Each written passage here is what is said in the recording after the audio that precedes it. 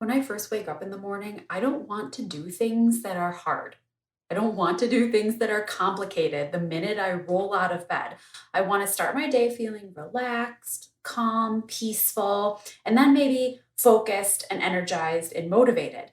But I don't want to start my day with a checklist of morning things that I have to do in order to have a successful morning. That does not feel relaxed. And because of this, I've experimented with morning routine type things a lot over the last few years, knowing that there must be ways that I can set my day up to feel good and to be focused without feeling like I'm stressing myself out the second that I get out of bed. And so recently, maybe the past few months, I've taken to calling it morning rituals instead of morning routines. And that feels so small, but it's really made a really big difference in the way that I start and approach the day. So, in this episode, we're going to talk just briefly about the difference between what I think are morning routines and morning rituals, what a little bit of my morning rituals are like. And then, if you don't currently have a morning plan and you feel like being a little more focused in the morning or peaceful in the morning is appealing to you, we'll talk about 3 ways that I would consider starting out.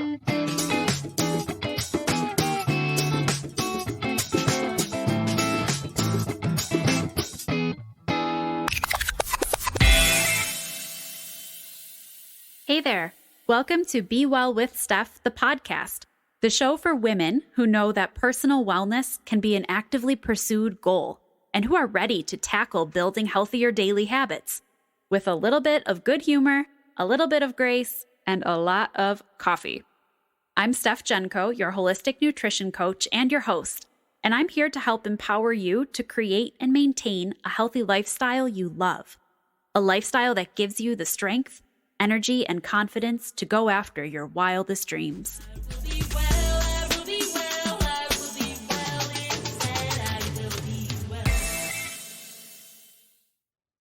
I don't know if anyone else has ever Googled morning routines of successful people or anything like that, or if I am just my own special brand of nerdy, but I have definitely Googled morning routines of successful people or different people's morning routines. And I don't recommend doing that. First of all, I don't recommend that you do that because it is very intimidating. Some of these routines, mostly men's routines, but some of these routines are like 14-step programs that start at 5 a.m. and involve all sorts of like taking cold shower bits and working out at 5 a.m. and maybe like intensive journaling or meditation practices. And they're always like these very long, in-depth routines, which is great if that works for them. But I think that for most of us, we don't really have like 2 hours that are carved out for our morning routine. I don't. And the idea of having to accomplish the same series of tasks over time every day in order to have a successful morning, I think is overwhelming. And like I kind of mentioned in the beginning, I don't like to start my day feeling overwhelmed. I like to start my day feeling calm. And so when it comes to morning routines, I'll make a bold statement and say the mistake that I often see people make is that they try to do too many things. They try to make like a morning routine checklist. And like we often say with nutrition or exercise, morning routine starts to accidentally fall into an all or nothing type of thing. All or nothing, like I either did all the steps of my morning routine or I failed today and I didn't do my morning routine at all. And it doesn't really leave wiggle room in the middle for just simply setting yourself up to feel good. So, a workout routine might include a morning routine might include things like working out, like doing yoga, taking a shower, reading a book, doing a 20-minute meditation. And those are all good things, but they're all really long. And if you added them up back to back and said, I have to have all these components in my morning routine, it would take a lot of time. And if you didn't have that time or that energy, something changed in your schedule or you were tired and you slept in, you wouldn't be able to get through your routine. I like to think about it instead as morning rituals. Rituals are the little stuff that have big meaning. They're the little moments that we do almost instinctively. We don't do them because we have a checklist of rituals. We do them because they are the things that make us feel peaceful or the things that make us feel focused. So, a ritual might include things like a mantra, repeating a phrase to yourself as you are getting out of bed and getting dressed. It might be that you take just a moment to wash your face and take a deep breath in the mirror. I like to make coffee in the French press in the morning, and that's part of my ritual. The um, filling the tea kettle, kind of standing there and breathing, or tidying up my kitchen while I'm waiting for the water to boil. That's part of my ritual. Maybe it's sitting down and drinking your coffee. Maybe you light a candle, take a deep breath, and it's just those moments that are for you, that are without the outside distractions of the world, or if you are in a situation where you have kids or you are working from home, or there's some sort of hustle. It's moments aside from that that give you clarity of mind, clarity of intention, that allow you to connect to your own feelings and set yourself for the day. So, if we can approach our morning a little bit as ritualistic instead of routine, doesn't it already sound better when you say it? Like ritualistic sounds so like personal and intuitive and easy.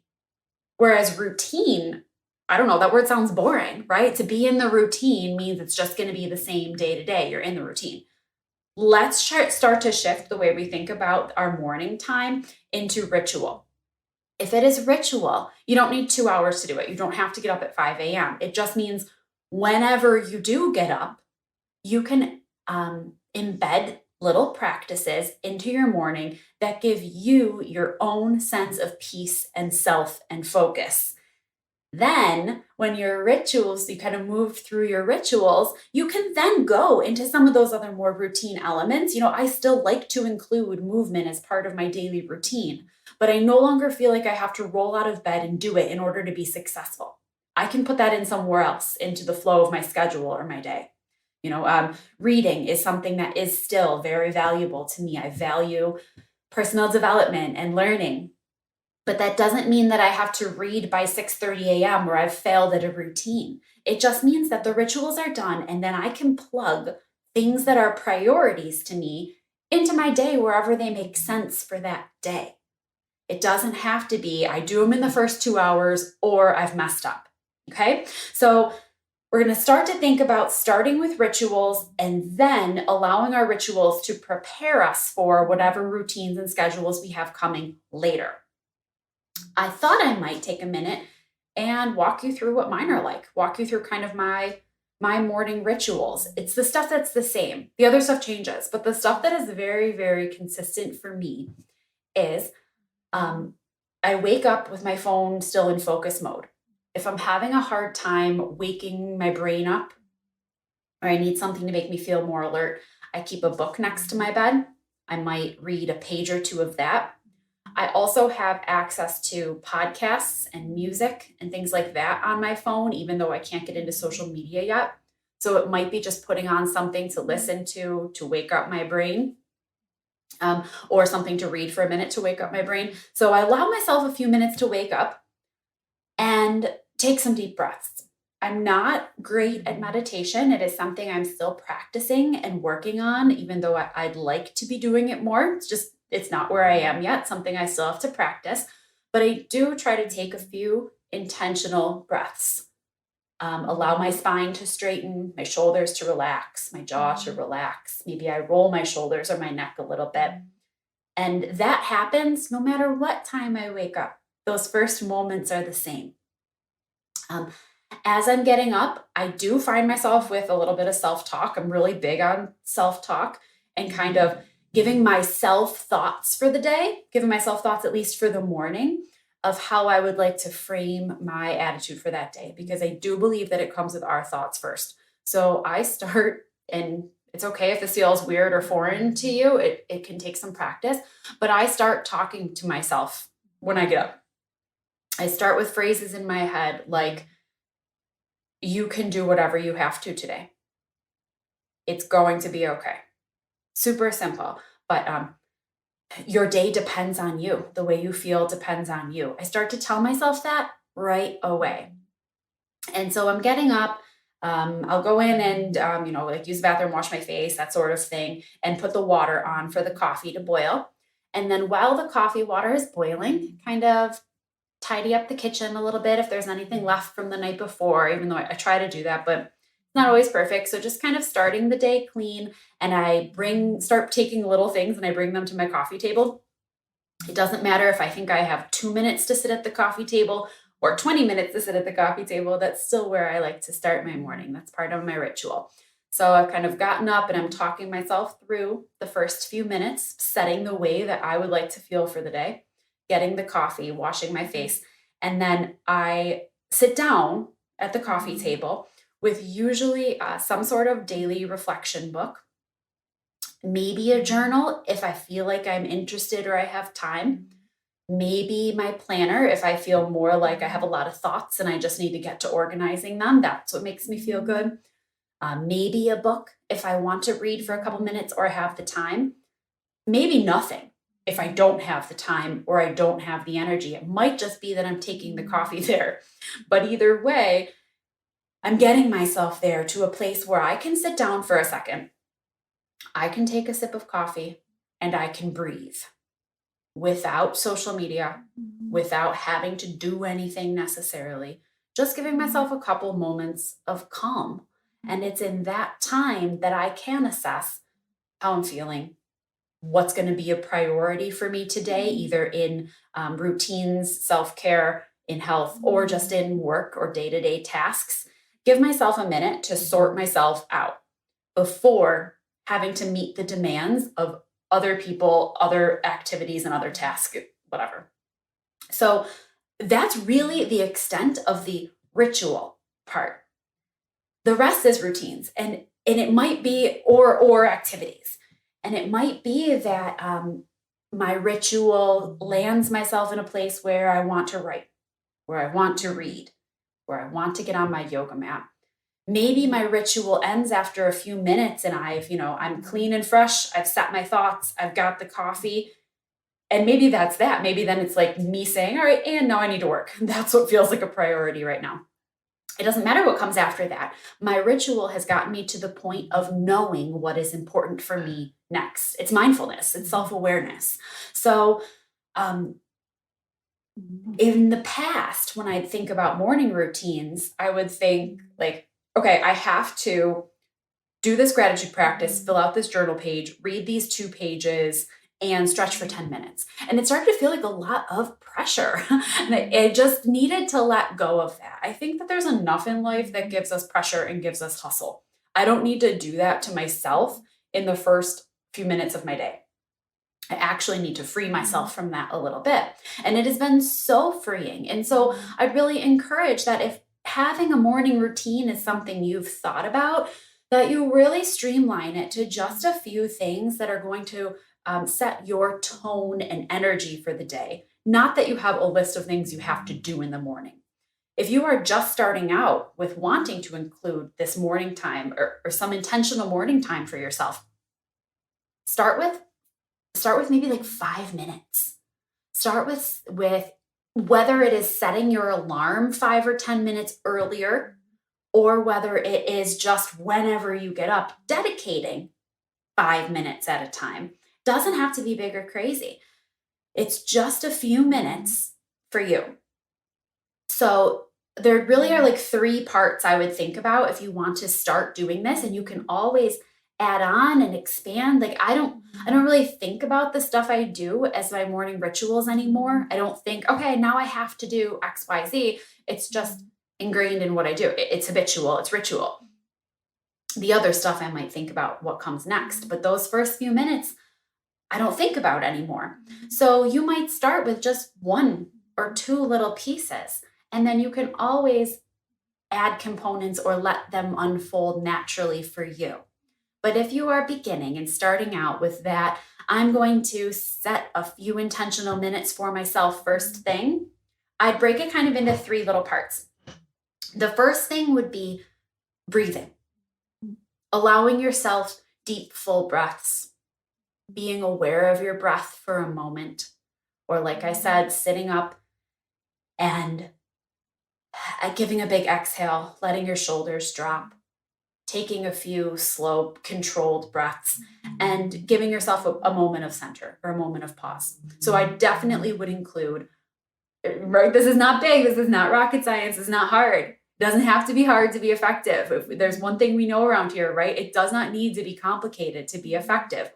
There is so much power in giving yourself a couple deep breaths. The second thing is that there's also a lot of power in giving yourself the type of words or thoughts that you would like to carry into your morning. It could be a mantra. It could be a little quote or phrase that you like that you have written on a piece of paper next to your bed so you see it. Could be something you've scrawled, what a great word. Could be something you've scrawled on your mirror so that you see it when you get up to use the bathroom or wash your face. And it doesn't have to be the same thing every day. It could just be a moment of giving yourself a little pep talk, imagining that it is a person you love who's saying, "Oh, I don't know how to face this day." What would you say back to them? Could you give a couple of words of comfort or guidance or inspiration to yourself? Today's going to be hard, but I can handle it. I'm ready for a peaceful morning. The attitude I approach today with is up to me. You get to give yourself the words or the thoughts. If you don't have them, if they're not like springing into your head, maybe it is that you have a quote written next to you that you like to read. Maybe it is that you have, I know a lot of people use daily reflection type books or a daily prayer or daily quote or something, a calendar, whatever, but something that's going to give you a positive thought to embed in your brain when you get up that you can put a little bit of focus and intention on instead of whatever other thoughts or doubts or worldly thoughts are going to come in instead. So you're going to breathe. You're going to put a powerful word or thought in your mind. And then the third piece is to activate another sense. Remember, we're just starting out. And I talked about the fact that I might make the coffee, wash my face, sit on the couch, light a candle. I do all these little things. Those are all just little ways to activate your other senses in ways that you connect with. Pick one to start.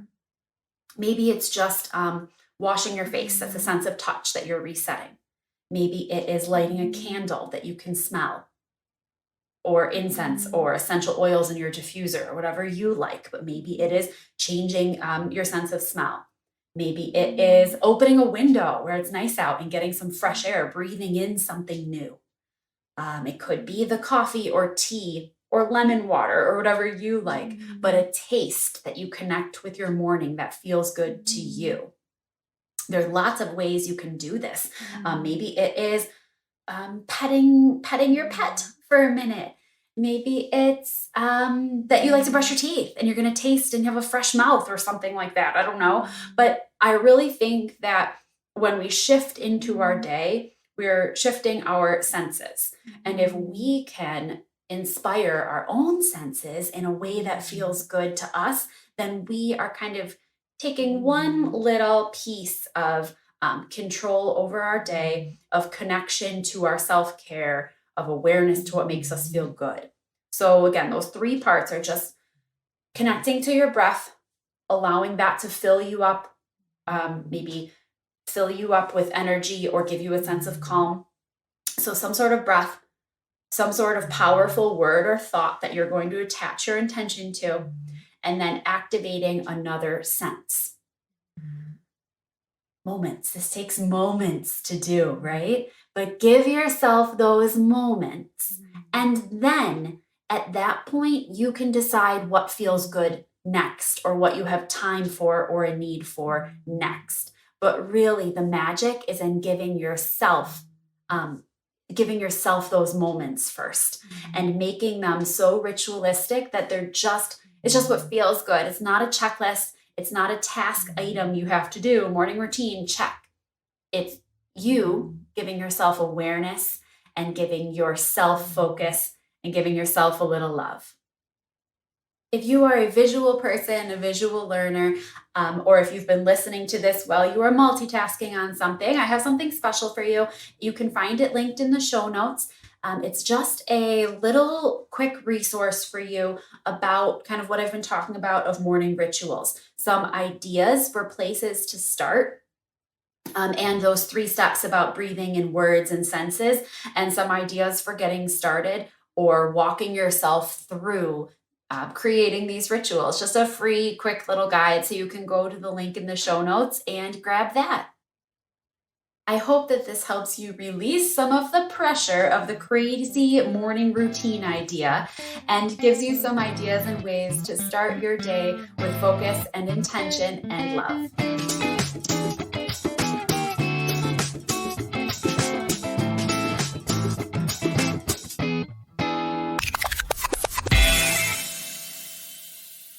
Thank you so much for listening to Be Well With Steph, the podcast. When there are a million things that you could be doing, I appreciate your choosing to hang out here.